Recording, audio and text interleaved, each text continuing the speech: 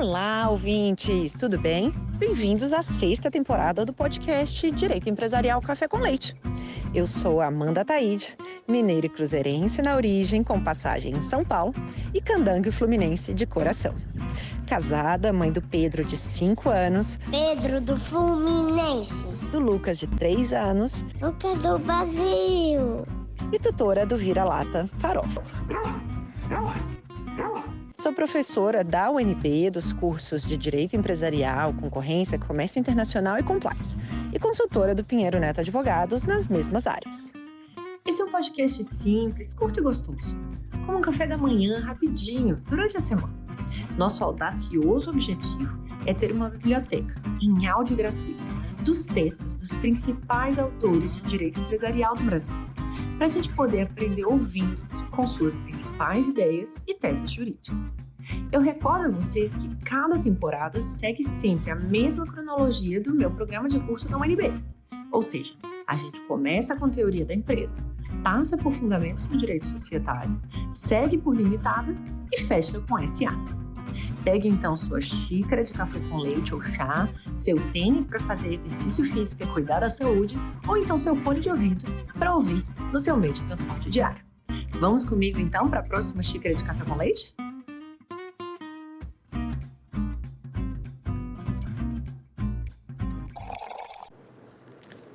A nossa xícara de café com leite de direito empresarial de hoje vai tratar do livro intitulado Subcapitalização Societária, Financiamento e Responsabilidade, de Gustavo Saad Diniz.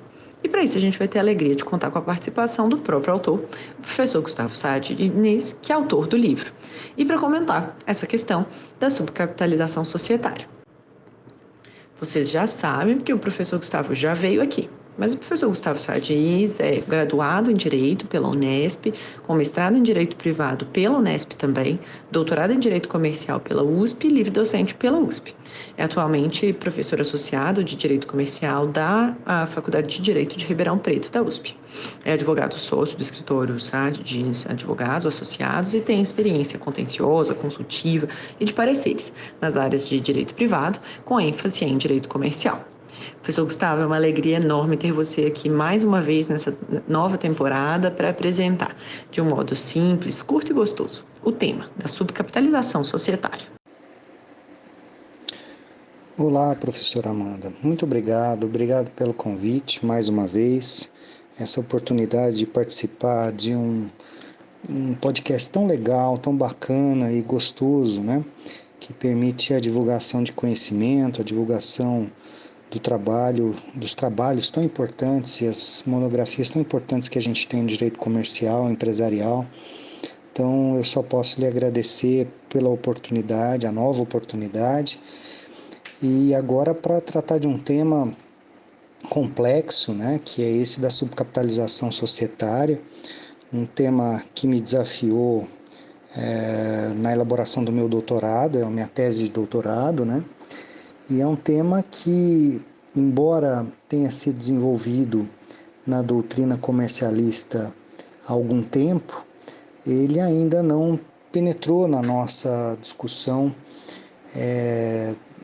diante da complexidade dele, mas principalmente diante de não ter sido adotado no direito brasileiro como uma das hipóteses de desconsideração da personalidade jurídica, que é uma intercorrência que a gente vê na doutrina alemã e na jurisprudência alemã, que acabou desenvolvendo na subcapitalização societária uma outra hipótese, né, de desconsideração da personalidade jurídica derivada de abuso, ao lado do desvio de finalidade e da confusão patrimonial. Então, seria a terceira hipótese do direito alemão que não foi acolhida expressamente pelo artigo 50 do Código Civil, hipótese geral de desconsideração, mas que muitas vezes representa um desafio de interpretação para a nossa doutrina, né?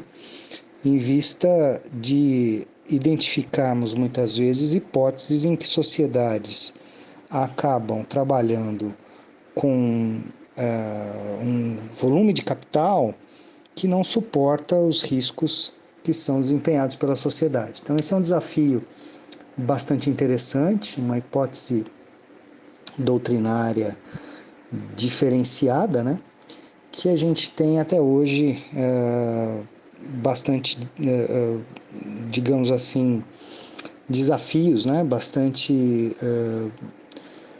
obscuridade na descrição da hipótese e na obtenção de algum consequencialismo jurídico disso. Então, muito obrigado, eu só volto a agradecer o convite e a oportunidade de tratar desse tema.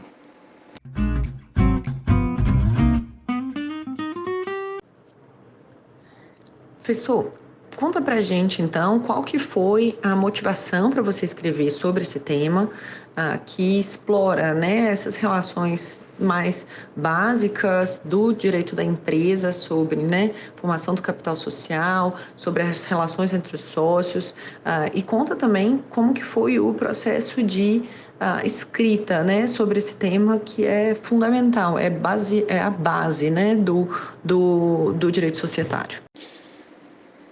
Bom, professora Amanda, essa escolha de tema, essa motivação, em verdade,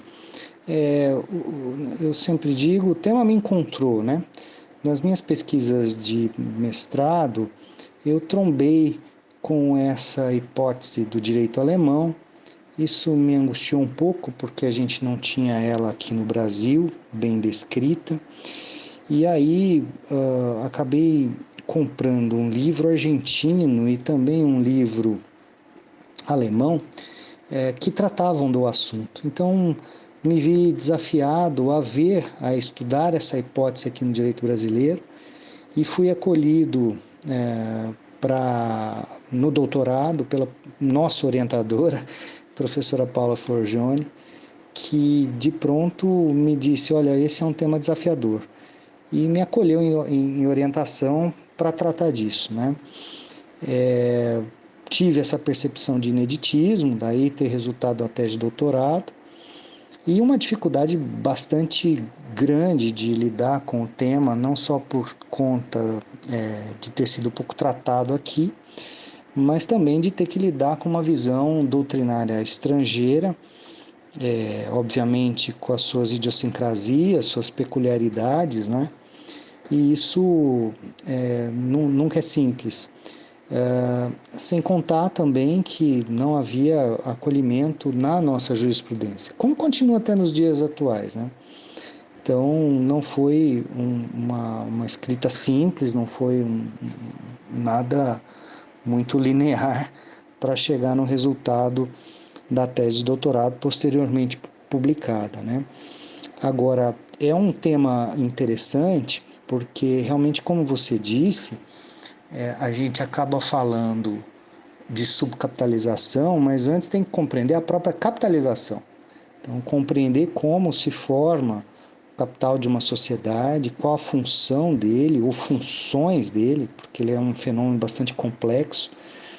E a partir dessa formação do capital e compreensão de suas funções, a gente extrai consequências decorrentes, seja de uma disfunção, seja de uma fraude na composição dessas estruturas tão importantes para o relacionamento entre os sócios, em primeiro lugar, mas também com terceiros, com o mercado, que se relaciona com a sociedade, de certa maneira, para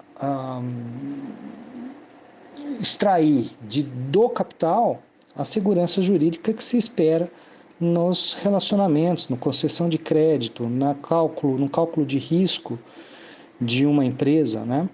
Então, isso é importante também para o fluxo de capital, para o fluxo de créditos numa empresa. E aí vem uma diferenciação importante de capital próprio, que é aquele aportado pelos sócios, e capital de terceiros, né? Que é um fator bastante relevante para se extrair consequências quando se fala em subcapitalização. Por isso, a compreensão e o manejo deste conceito de capital, que em princípio pode parecer básico, né, inicial e de compreensão de uma sociedade, em verdade ele vem com uma série de complicações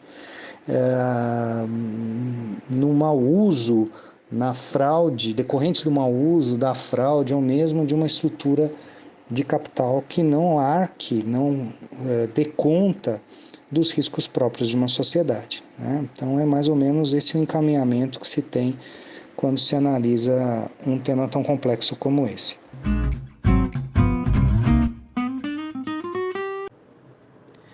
Então, conta pra gente, para os nossos ouvintes que estão começando a entender o que é o capital social da empresa. Como que ele é formado, quais são as formas, né, que a gente vai ter de aporte no capital social. Explica pra gente a diferença entre os conceitos, né, de subscrição, de integralização, e em que circunstâncias a gente poderia ter esse fenômeno, né, que o senhor trata no seu livro, que é de subcapitalização, e se houver, quais são os tipos, né, que você traz no livro sobre tipos de subcapitalização? Bem, professora Amanda, esse é uma pergunta bastante interessante, um debate muito interessante, porque envolve uma série de complicações. Eu vou tentar ser o mais conciso e didático possível, né, nessa nossa conversa, porque quando a gente fala em capital, a gente primeiro tem que entender que há várias acepções de um mesmo termo, né? A gente pode falar, por exemplo, no capital social nominal, que é aquela cifra fixa, rígida, determinada no contrato social ou às vezes no estatuto de uma SA, contrato social de uma limitada, estatuto de uma SA, que figura lá no passivo do balanço da contabilidade, né? E que é um valor aportado inicialmente pelos sócios. Esse valor, esse capital social nominal que aparece no contrato, ele é só um referencial indireto de credores, ele serve muito mais para a definição de um poder societário, muitas vezes, desses sócios que se contrataram inicialmente uma sociedade, não é? Então, essa é uma primeira visão de capital que está muito mais ligada ao poderio do sócio do que propriamente a uma garantia de credores. Só que o capital pode ser observado também do ponto de vista do patrimônio de uma sociedade, né? Aquele capital que é aportado, que gera um patrimônio, que gera uma compreensão às vezes de um patrimônio líquido, em que se considera ativo menos passivo, né? E que aí vai servir de referencial direto de credores que vão mensurar os riscos de uma empresa a partir deste capital observado sobre essa lupa do patrimônio líquido, né? Então ele acaba sendo relevante, só que só alguns credores conseguem pedir e observar o patrimônio líquido. Então há uma visão nesse sentido. Outros tipos societários, como por exemplo as cooperativas, o referencial direto e mais importante é o patrimônio líquido, porque o capital aportado pelo cooperado, ele não vai para o passivo do balanço, mas vai diretamente alimentar o patrimônio líquido da sociedade. Então é bem diferente no cooperativismo em relação às outras estruturas societárias, né? Então, só de observar isso, a gente já pode constatar, em primeiro lugar, o referencial de poder, e, em segundo lugar, o referencial direto de credores, que é esse patrimônio líquido. Agora, economicamente, uma estrutura societária tem que oferecer aos credores uma estrutura de capital, no sentido patrimônio líquido aqui, que seja minimamente congruente, minimamente proporcional aos riscos empresariais. E é nesse ponto que os doutrinadores alemães acabam falando numa estrutura de capital que seja adequada a suportar os riscos empresariais. E quando eu não tenho esse equilíbrio, começa-se a flertar com o abuso de personalidade jurídica. Tudo isso é temperado, muitas vezes, com a transferência de riscos que são próprios dos sócios para o mercado, que muitas vezes é feita por meio de capital de terceiros, que aí vem um outro conceito. Eu tenho capital próprio, esse é aportado pelo sócio, e capital de terceiro, que é muitas vezes empréstimos que podem vir de bancos, podem vir de outras entidades, instituições financeiras, né? Mas de terceiros. E muitas vezes, aí vem o raciocínio final para que a gente possa compor um conceito do que os alemães chamam de subcapitalização material, que é um risco, uma estrutura de capital insuficiente a arcar com riscos empresariais, porque a sociedade se financia preponderantemente com capital de terceiros e transfere ao mercado os riscos que são próprios dos sócios. Então essa é uma visão de abuso de personalidade jurídica que permite o rompimento da proteção da personalidade jurídica justamente para a responsabilização de sócio. Essa hipótese da subcapitalização material, como a gente já falou na nossa conversa lá no começo, ela se constata como terceira hipótese do direito alemão. Vários autores na literatura deles constatam isso. Mas não houve esse transporte aqui para o direito brasileiro, porque o artigo 50 não acolheu isso expressamente. Mas quando a gente constata essa transferência de riscos para mercado,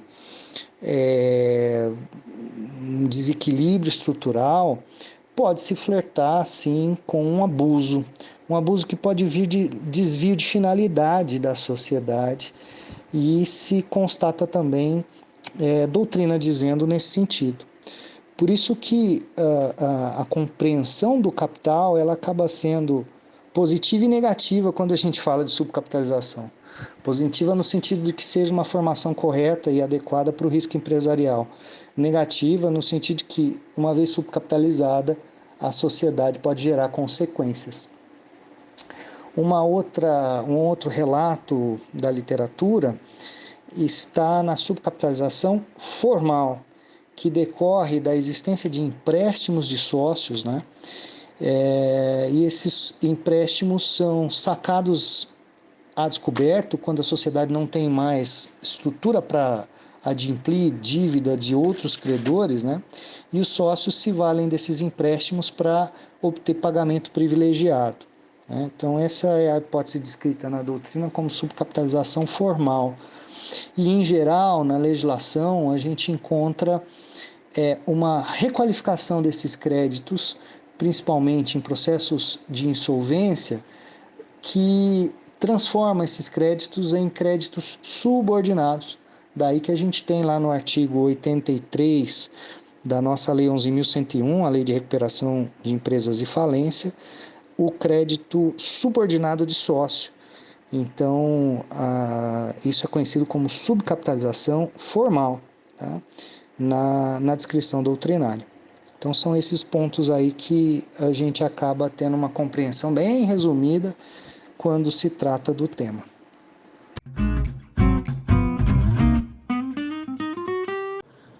E como que tem sido o entendimento dos tribunais com relação à subcapitalização societária e os incidentes, né, de desconsideração da personalidade jurídica? Trata-se, então, de uma hipótese possível de desconsideração da PJ, inserida dentro dessa perspectiva mais ampla do abuso da personalidade jurídica? Bem, professora Amanda, com relação à aplicação na jurisprudência, a subcapitalização formal, essa última que eu descrevi, ela está inclusive prevista na lei. Então, não é incomum que tenhamos a requalificação de um crédito quando ele, ao invés de ter uma causa mutui, né, de empréstimo, ele tem causa societas, então ele representa aporte de sócio. A gente tem que compreender que a requalificação para crédito subordinado ela já está inclusive prevista na lei, como eu disse, o artigo 83 da nossa lei falimentar. Agora, quando se trata de subcapitalização material, essa outra hipótese de desconsideração da personalidade jurídica, Aí a dificuldade é um pouco maior, porque não houve o acolhimento expresso no artigo 50 do Código Civil. Todavia, se fizermos um percurso jurisprudencial mais detalhado, é possível perceber que muitas vezes aquilo que se fundamenta como desvio de finalidade ou aquilo que se fundamenta como um abuso puro, ou às vezes a própria teoria maior da desconsideração da personalidade jurídica, pode estar embutida ali efetivamente uma aplicação de subcapitalização, em vista da estrutura de capital não ser possível, né, não ser adequada para suportar riscos empresariais com transferência desses mesmos riscos que são dos sócios lá para o mercado, né? Então é possível detectar numa investigação de jurisprudência mais a miúde uma aplicação de subcapitalização, mas com fundamentos outros, né? Então, não é incomum que se encontre isso.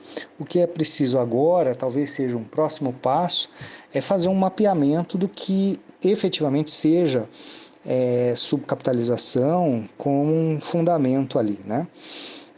Naturalmente que a própria reforma do artigo 50 pela Lei de Liberdade Econômica trouxe novos desafios, né, para a interpretação da desconsideração da personalidade jurídica, especialmente porque agora voltou-se a falar em elemento subjetivo doloso quando se inseriu essa alternativa lá no artigo 50 do Código Civil. E quando a gente fala em subcapitalização, eu não estou discutindo, não se discute, né, elementos subjetivos, mas uma estrutura objetiva de risco transferido, né, risco de sócio transferido para o mercado de forma abusiva. De qualquer modo, como eu disse e reitero, a jurisprudência não tem um acolhimento expresso, explícito de subcapitalização. Por isso, a minha constatação é bastante enfática nesse ponto, mas com a possibilidade de uma investigação que mostre a aplicação de subcapitalização com outra nomenclatura.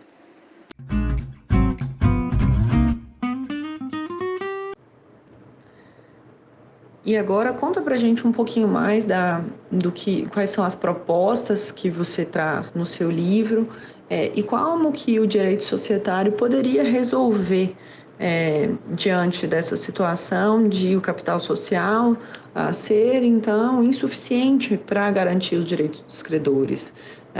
A gente já conversou sobre desconsideração da personalidade jurídica, quais que são aí outras alternativas, se é que há, qual que é a sua proposta para esse tema, para a melhoria do ambiente de negócio no Brasil?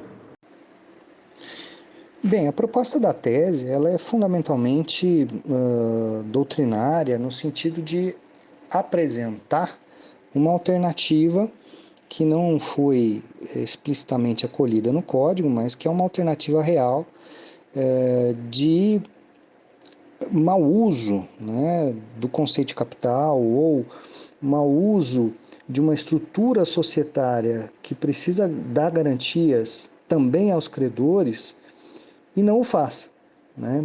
Principalmente abusa dessa estrutura e prejudica credores com riscos empresariais muito superiores àquele capital efetivamente aportado e tudo mais. Ou então, um capital que seja inferior àquele capital de terceiros que faz parte do fluxo econômico de uma empresa. Então, esse tipo de análise acaba sendo importante. Só que tudo isso precisa ser visto com muita cautela, porque nós já vivemos, enunciado por muitos autores importantíssimos no direito brasileiro, uma crise da estrutura de personalidade jurídica, uma aplicação, para não dizer outro termo, mas muito profícua da desconsideração, que motivou algumas reações, como essa da Lei de Liberdade Econômica, como a criação do incidente de desconsideração da personalidade jurídica, e como uma certa aplicação muito mais cautelosa da desconsideração da personalidade jurídica, que foi usada de forma muito indiscriminada, né, e gerando muita insegurança jurídica. Empresários gostam de segurança jurídica, previsibilidade e risco, eles não gostam de incerteza. E aí a desconsideração do jeito que estava sendo aplicada estava gerando incerteza. De modo que não se trata somente de criação de um novo instrumento, de uma nova forma ou de uma nova alternativa de de desconsideração, mas de se identificar um mau uso, né, um aumento de riscos gerado por estruturas empresariais.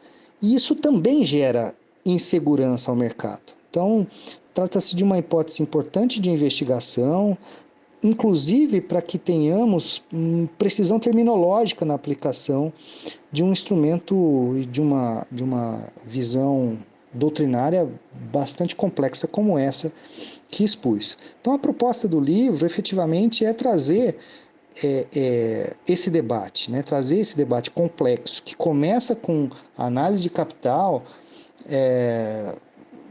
um capital que seja adequado, um capital que seja côngruo, um capital que seja equilibrado, uma visão de capital próprio, capital de terceiro, uma visão de adequadas estruturas e funções de capital, para que a gente veja se isso está sendo bem usado, né, pela estrutura societária, ou se ela está prejudicando interesses de terceiros, interesses de credores, no final das contas gerando mais insegurança e aumentando o risco de crédito, custo de juros e etc., que acabam sendo consequências de um mau uso de personalidade jurídica.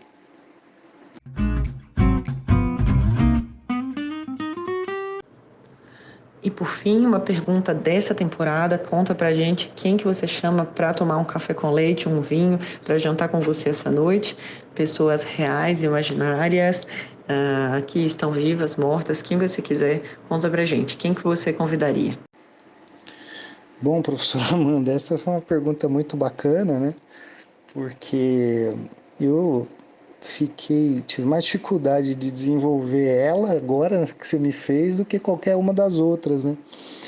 E, em verdade, eu estou devendo tantos almoços e tantas jantas para tantos amigos e amigas do direito comercial que eu acho que a minha saída para essa sua pergunta seria convidar todos e todos os colegas e todas as colegas de direito comercial para uma egrégora e para que eu pudesse, de algum modo, pagar todas essas dívidas que eu tenho com tanta gente bacana, com tantos colegas bacanas e pessoas que eu admiro tanto, né, e que são verdadeiras fontes de inspiração para a gente continuar nessa luta acadêmica nossa, né, nessa comunidade tão bacana que temos do direito que nos apaixonou, não é verdade?